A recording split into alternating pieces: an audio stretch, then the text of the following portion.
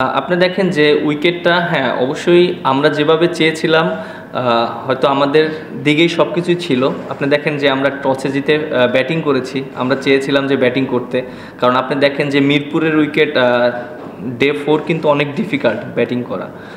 So আমরা ওইভাবে preparation নিয়েছিলাম, বাট আনফর্চুনেট আমরা ব্যাটসম্যানরা রান করতে পারিনি।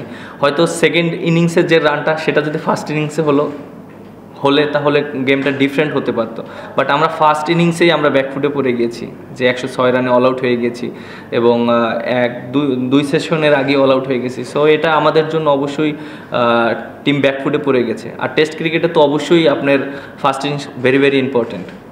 মানে একটা বিষয় যেটা হচ্ছে যে আমরা ব্যাটিং নিয়ে কথা বলি, দল হারা নিয়ে কথা বলি।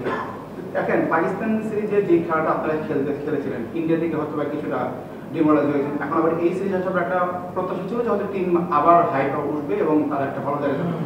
স্পেসিফিক বলেন তো আসলে এখন আমাদের কোন জায়গাটা খুবই দুর্বল বারবার হচ্ছে, আমরা বলতেছি ব্যাটিং ব্যর্থতা, আসলে কি শুধু ব্যাটিং ব্যর্থতা নাকি আসলে টিমের প্ল্যানিং গুলো কোথাও কোথাও এক্সিকিউট করা আসলে ঠিকঠাক মতো হচ্ছে না? একদিন দর্শক বলতেছিলেন যে যেটা বাংলাদেশের জন্য ব্যাটিং পিচ সেটা অন্যদের জন্য বোলিং পিচ, বাংলাদেশের জন্য যেটা বোলিং পিচ অন্যদের জন্য ব্যাটিং পিচ, মানে এই তাদের যে একটা কথার বিষয়গুলো যেহেতু আমরাও শুনি বলি, আপনি যদি স্পেসিফিক বলেন তখন হারলে জিতলে আপনার ভালো লাগে, হারলেও খারাপ লাগে, তো এই যে আপনি বলেন যে কেন আমরা হারলাম? আপনি দেখেন যে এত কোশ্চেন আসতেছে, আমরা যদি ভালো ক্রিকেট খেলতাম তাহলে কিন্তু এত কোশ্চেন আসতো না।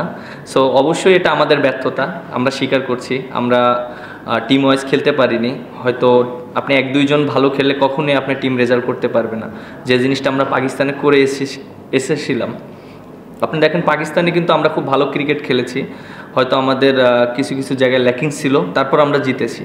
বাট আপনি যেটা বললেন যে হ্যাঁ আমাদের অনেক ইমপ্রুভ করার জায়গা আছে, আমরা ব্যাটসম্যানরা একটু রেসপন্সিবিলিটি নিতে হবে, কারণ টেস্ট ক্রিকেটে আপনি বোর্ডে যদি রান না দিতে পারি বোলারদের জন্য অনেক ডিফিকাল্ট। আমাদের বোলাররা খুবই ভালো বোলিং করেছে, যেভাবে পেশার নিয়ে সবসময় বোলিং করে, এটা অনেক অবশ্যই ক্রেডিট দিতে হবে। তাইজুল ভাই খুব ভালো বোলিং করেছে।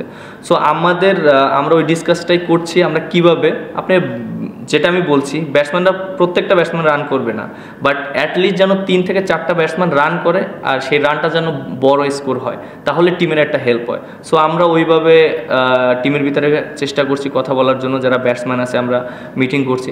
সো আশা করি যে সামনের দিনগুলো বা সামনের যে টেস্টগুলো আছে আমরা কামব্যাক করতে পারবো।